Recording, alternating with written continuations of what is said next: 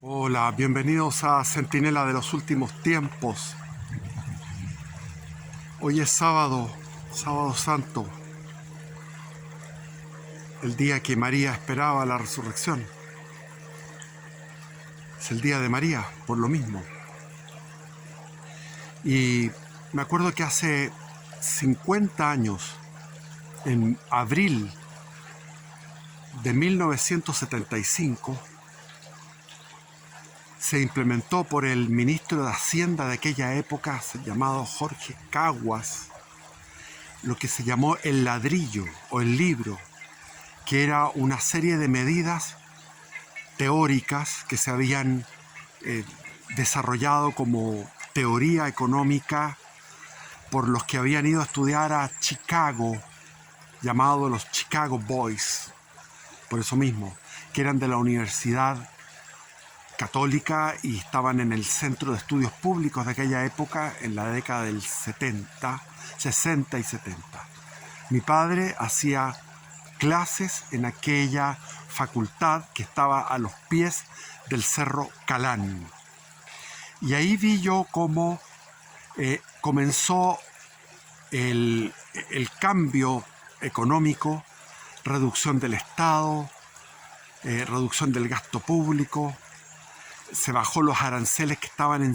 Me acuerdo que había uno a 104, otro a 125%, más de 100% se bajó a una tabla rasa general de 10%. Se comenzó la privatización de empresas. En fin, el país estaba cambiando y yo estaba viendo también en aquellos tiempos bellos, felices.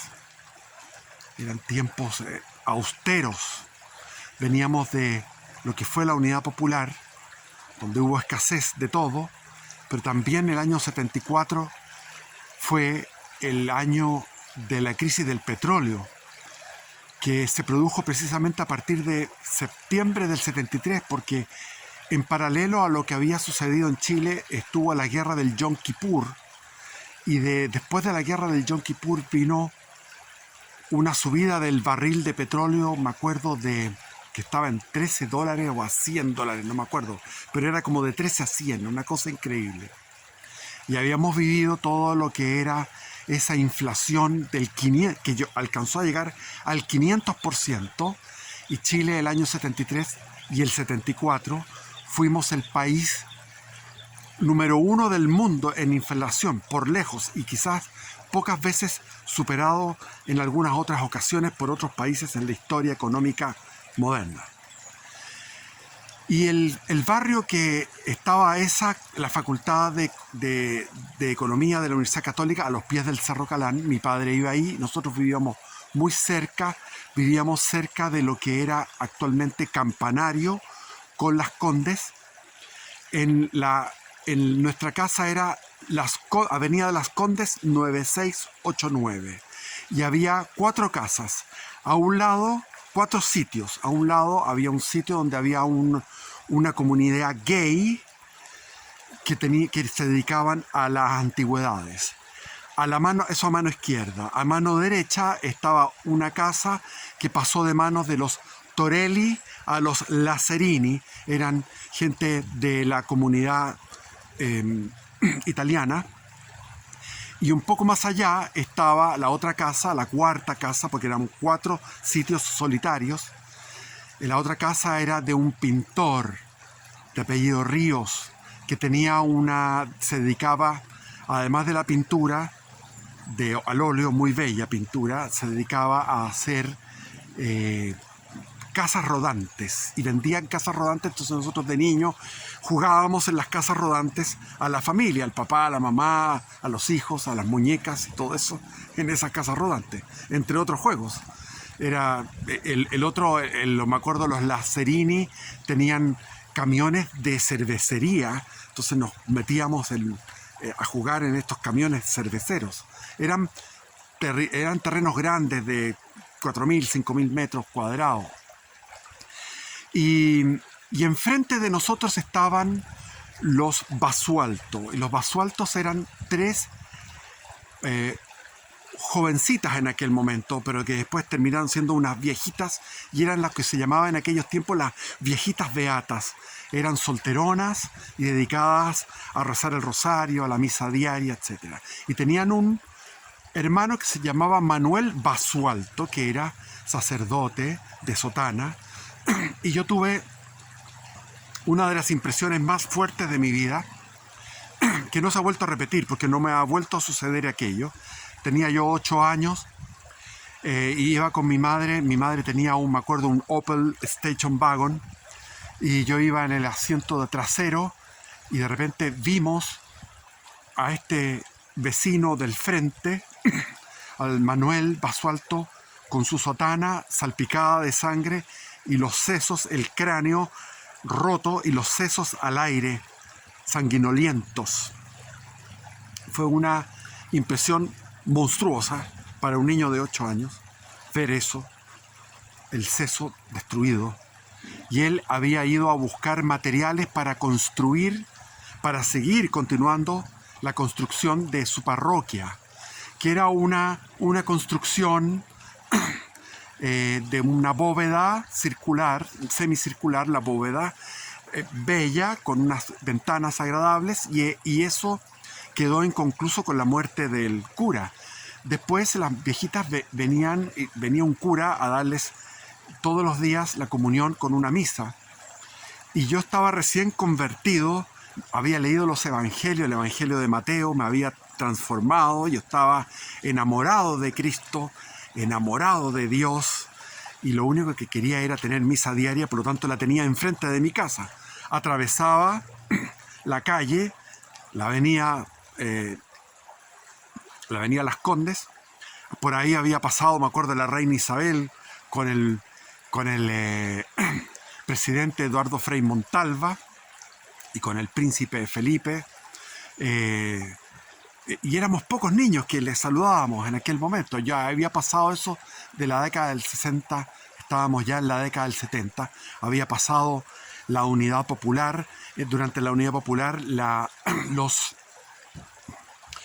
miristas, los del movimiento revolucionario, el MIR, Movimiento de Izquierda Revolucionaria, con una bandera roja y negra, habían tomado un sitio que estaba entre Las Condes con Tabancura y establecieron ahí una población de contrastes, porque nosotros se suponía que éramos la extrema riqueza de esa época, más hacia San Damián, más hacia Larrayán. Habían tomado un predio, y ese predio era una población que se llamó Luciano Cruz, y enfrente de mi casa ahí estaba la población Ñancahuazú, que Ñancahuazú es el lugar donde había fallecido el Che Guevara. Y al año 71, en una mañana, veo todo eso lleno de banderas blancas y negras del MIR, y la gente tomó eso. Eran 4.000 pobladores que hicieron viviendas de autoconstrucción, viviendas livianas, viviendas muy livianas de construcción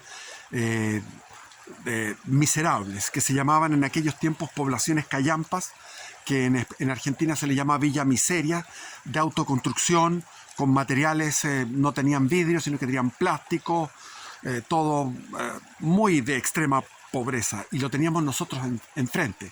Las casas nuestras, claro, yo tenía una piscina, qué sé yo, un parrón, árboles, 40 árboles frutales. No era ostentosa, pero era buena casa. Y teníamos enfrente esto como una lucha de clases. Se instalaron también unos vecinos que eran del Partido Socialista y ejercitaban ahí, qué sé yo, sus armas. Y después hubo algunos tiroteos y vimos, después del golpe, 2 muertos, hay 2 fallecidos que quedaron, después fueron retirados los cadáveres. Y ahí se instaló también el estadio palestino, y vino lo que se llamó la avenida Kennedy.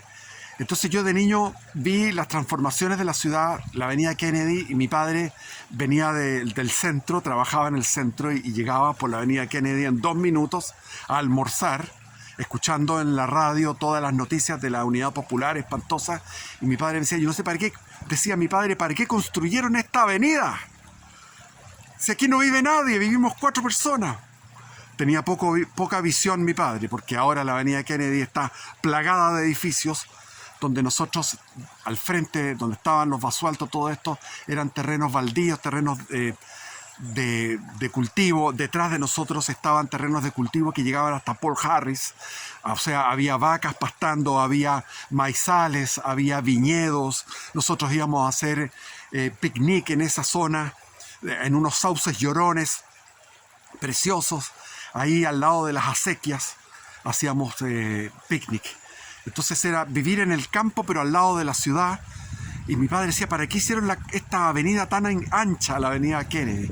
Lo mismo le había pasado cuando en la década del 40 le ofrecieron un terreno que era justamente donde está el barrio del golf. Y dijo, ¿para qué, dijo mi padre, voy a comprar donde están las vacas? ¿Qué me interesa a mí las vacas? Yo no sé cultivar vacas. Resulta que eso en 20 años después, eso fue el barrio más distinguido de Santiago. Entonces, en un momento determinado yo estaba convertido, estaba, como les digo, muy entusiasmado con la fe, en oraciones fervorosas, y llega a donde estaban las hermanas Basualto, al frente de mi casa, un señor que se llamaba Guillermo de la Noir, que era un diácono que no había podido ser sacerdote, era soltero, era bajo, no muy agraciado físicamente, pero era un tipo de una emotividad tremenda. Entonces me contaba la vida de los santos y se largaba a llorar de emoción con la vida de los santos. Entonces era un tipo de que vivía su fe de una manera muy, muy intensa, y él venía mandatado por un párroco de la parroquia San Pedro, que está en la que es actualmente esa misma parroquia donde hay ahora una comunidad neocatecumenal muy fuerte, en lo que es Isabel la Católica con Américo Vespucio. Y él se llamaba Demetrio Bravo.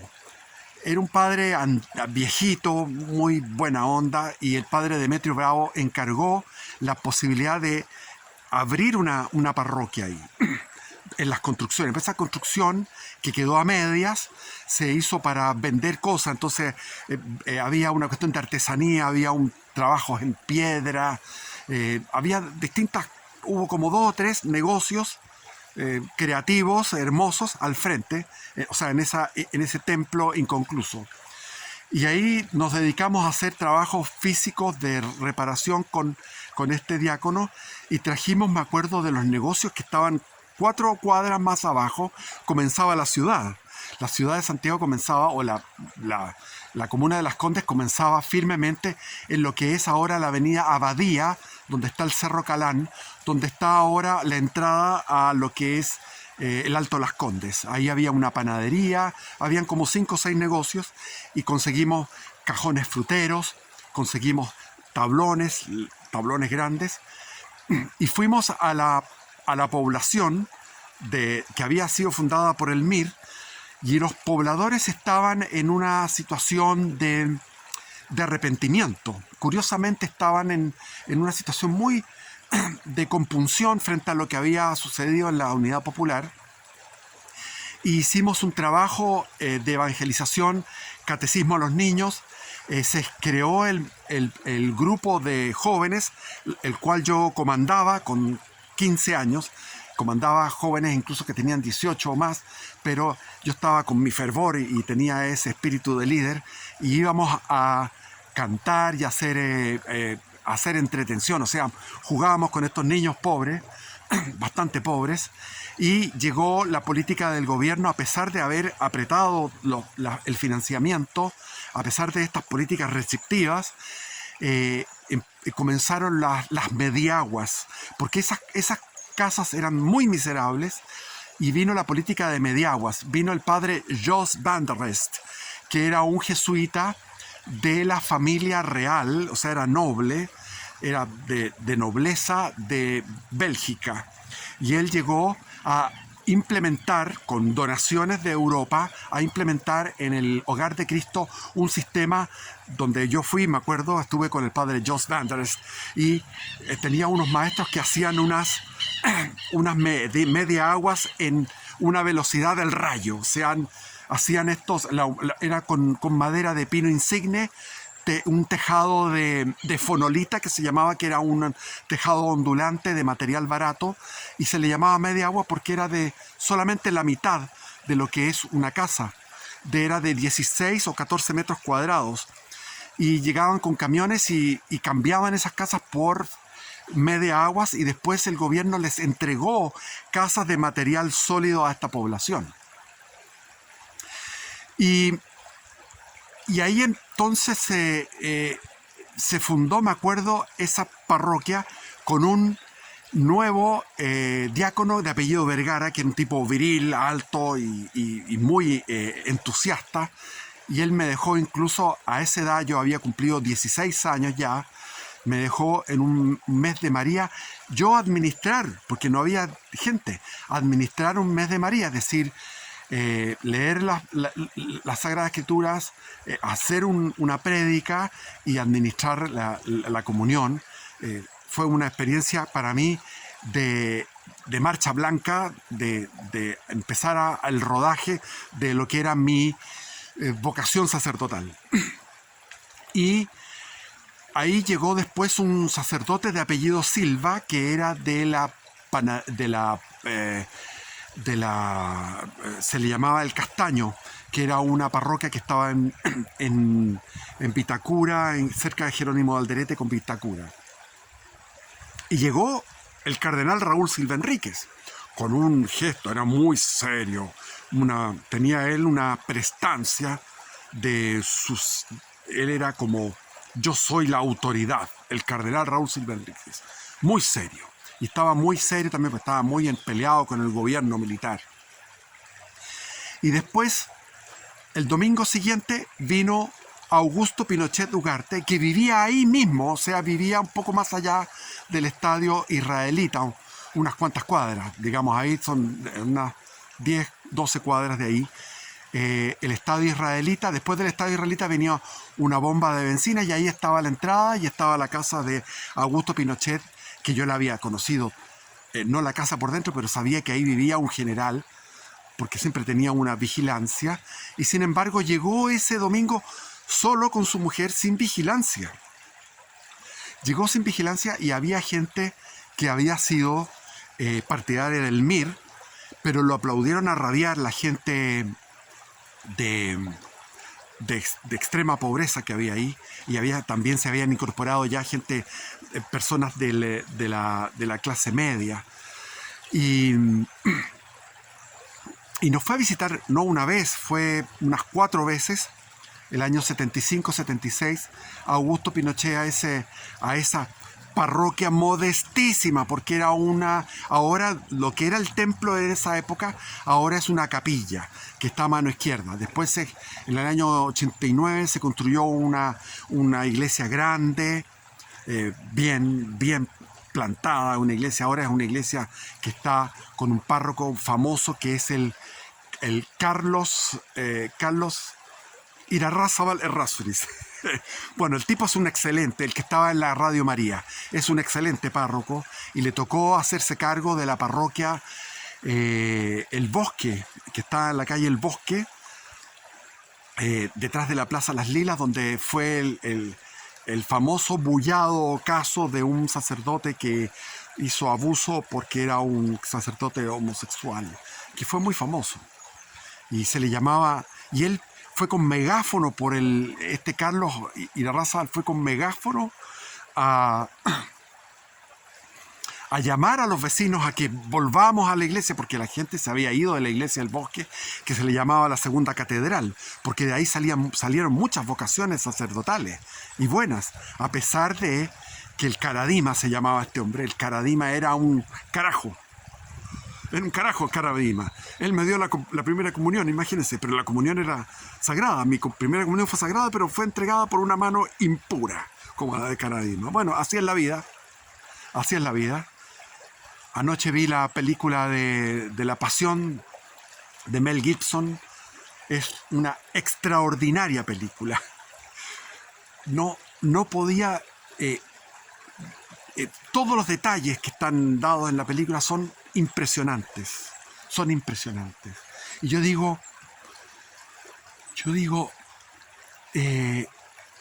Dios, infinita bondad, pero al mismo tiempo infinita belleza, infinito bien, infinita verdad, infinita humildad. Infinita humildad.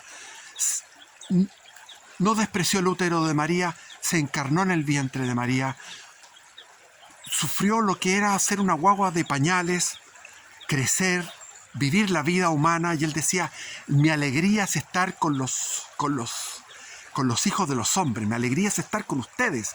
Él disfrutaba este mundo, vino a bendecir este mundo y vino a rescatarlo. ¿Y cómo lo puede rescatar? Es decir, ocupó todo lo que era el sacrificio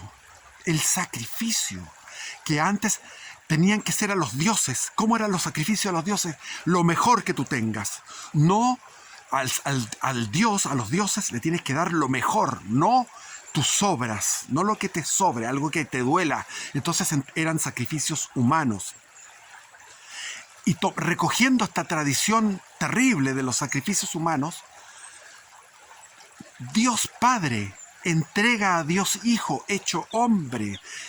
O sea, Dios Hijo es sacerdote, altar, ejecutor, víctima, es todo. O sea, Dios ejecuta todo. Por eso que la religión católica es tan misteriosa, es tan extraña, es tan singular, porque fue creación divina. Si los hombres crean religiones, las crean como el budismo, es esférico, es circular, es racionalista el budismo, por decir racionalista. Y ahí están los famosos, los perennistas, los que están por la filosofía perenne de Aldous Huxley, que consideran que existe lo esotérico y lo exotérico. Lo exotérico son las religiones que conocemos normalmente, todas las religiones. Pero hay siempre una versión esotérica de cada religión, que es profunda. Y ahí en lo esotérico se conectan todas las religiones. Pero sin embargo, Cristo rompe esa división, esa separación. Cristo es exotérico y esotérico al mismo tiempo. Exotérico porque dice, id y predicad el evangelio a toda la creación, a todos los pueblos. Incluso San Francisco de Asís le predicaba a los animales y a las aves. Y esotérico porque tiene una profundidad infinita. Es una religión tan singular, porque es creación divina. ¿Cómo es posible? El mismo Nietzsche decía, ¿cómo se decía? Lo describía él burlándose. Nietzsche decía, ¿cómo vamos a creer que Dios, este ser supremo, se va a hacer hombre para morir por nosotros? Que no valemos nada. El mismo Nietzsche reconoce que esto es una locura. Lo que decía San Pablo, para los paganos, esto es una locura. La locura de la cruz. Y para los hebreos es escándalo, es blasfemia. Cómo Dios, el Mesías, se hace hombre. O sea, Dios se hace Mesías, se hace hombre y muere por nosotros. En una muerte como la muerte de cruz. No solamente la muerte de cruz, sino que los escupos, o sea, como que Dios desde el infinito de su bondad y su humildad estaba escogiendo los escupos, los golpes, uno tras otro. Y la película de Mel Gibson no es la realidad. La realidad fue peor que la película. La realidad fue peor. Es decir, pero bueno, atengámonos a lo que fue la película desde el punto de vista físico, desde el punto de vista emocional, espiritual, la soledad de Cristo. La soledad de Cristo, de estar ahí rechazado, ese ruido. El otro día yo me quejaba por el ruido de las parroquias, porque no hay cosa peor que el católico tibio que entra en una parroquia dando voces y jajaja y la cuestión. Y yo dije, no debo quejarme más, porque Cristo sufrió el ruido de esa multitud, el ruido de los insultos de esa multitud. Lo que uno sufre no es nada, uno tiene una vida regalada, como está esa famosa historia de las cruces, que un tipo se quejó de su vida, dijo: mi vida es muy dolorosa, estoy con una cruz que no soporto. Entonces le llamó a un ángel, el ángel se le apareció, le dijo: ¿qué quieres? Quiero cambiar mi cruz por otra cruz. Entonces el ángel le abrió un galpón lleno de cruces. Aquí están las cruces, escoge la cruz que tú quieras. Y él dijo, vio la más chica y dijo: esa cruz quiero yo, la más pequeña. Y el ángel le dijo: no, esa no la puedes llevar, es la tuya, es tu cruz. Fue muy buena esta historia, es buenísima. ¿Cómo? ¿Cómo puede ser posible que Dios haya hecho eso? Es impresionante, o sea, es algo que es para trastornarse mentalmente, para friquearse, para estar pensando todos los días en la pasión de nuestro Señor Jesucristo. Todos los días. Recordarla, saber los detalles. La película está muy bien tratada, sobre todo el detalle de María. María no es llorona, llora sí, porque es su hijo. ¿Cómo no va a llorar? Si yo también lloré anoche. Es para llorar, pero al mismo tiempo ella, cuando comienza el juicio de Caifás, cuando viene la traición de Pedro, cuando lo niega Pedro, en ese momento ella dice: aquí comienza. Está dando una sentencia teológica fundamental. Aquí comienza la salvación del género humano. En esa Pascua, porque era la Pascua, en el mismo instante en que Cristo estaba siendo crucificado, se estaban sacrificando los corderos para la cena de Pascua. Y Jesús, el Dios, respeta el sábado. Por lo tanto, Él desciende a los infiernos ese mismo día. Ahí hay un misterio con respecto al buen ladrón, o el buen... Cuando dijo: estarás conmigo en el paraíso hoy. Puede haber llegado al paraíso en forma inmediata y después haber descendido a los infiernos el día sábado. Entonces, Él muere a las 3 de la tarde. Antes de las 6 de la tarde tiene que ser sepultado. Y ahí está Nicodemos, ahí está José de Arimatea, los miembros del Sanedrín que defendieron a Cristo, que fueron donde Pilato, le dijeron: entréganos el cuerpo. Y José de Arimatea regala una tumba nueva de primer nivel. Y Nicodemo regala ungüentos de rey, mirra, aloe, ungüentos de rey, y le dan una sepultura de rey en una tumba de primer nivel, de clase alta, después de haber estado él sufriendo la humillación tan terrible que lo que le correspondía después era entrar en la fosa común. Y ahí cambia, ahí se muestra la bondad de parte del Sanedrín, 2 miembros del Sanedrín, para decir: no generalicemos, no todos eran malos. Los amigos de Cristo, tenía amigos de todo. Cristo se relacionaba igual con todo el mundo, como mi padre era así. Me acuerdo que mi padre estaba con gente de clase baja y de igual a igual, y con gente de clase alta superior a él en dinero y en prestigio, igual, siempre igual, de igual a igual. Cristo tenía eso, la igualdad, pero la igualdad no en los detalles. Bueno, ¿para qué nos vamos a meter en ese tema? Ridículo hablar de eso. Entonces, esa película, realmente yo la vi el año 2004 cuando llegó. Yo estaba en esa época fuera de este tema. Me impresionó. Me impresionó cómo había gente que fue con cabritas a ver la película en esa época, y estaban con la cabrita y dejaron de comer las cabritas. Me fijé. Y después salimos, esto en el Alto de Las Condes, y habían unos judíos reconocidos, y llegaron los palestinos y le empezaron a pegar, a abollar el auto. Entonces eso es una mala comprensión de la realidad. Somos la humanidad la que mató a Jesucristo. No fueron, claro, fueron el Sanedrín, fueron los judíos, y no todos, porque los judíos que lo recibieron en el Domingo de Ramos ellos no participaron de esto, no fueron que se dieron vuelta a su corazón y que después, no, había una masa que lo recibió. Y esa masa quedó silenciada, quedó decepcionada, porque pensaban que venía una situación política superior, donde el Mesías iba a expulsar a los romanos. Ellos tenían otra interpretación, el mismo Judas estaba decepcionado, por eso que lo entrega. Y después se da cuenta de su error en el mismo momento. Entonces, es la humanidad, es como, me carga cuando la gente, por ejemplo, ven a un hombre que violó a una niña y la mató. Es algo horrible. Pero están todos ahí juzgándolo. Está bien, porque es algo horrible. Pero cuando salen de los tribunales, asesinos, malditos. ¿Por qué tenemos que estar siempre mirando al otro, nosotros desde un punto de vista superior moralmente? Veamos nuestros errores y tengamos humildad, porque Cristo vino por mis pecados. Se repite mucho eso. Y uno está como ajado, como gastado el discurso.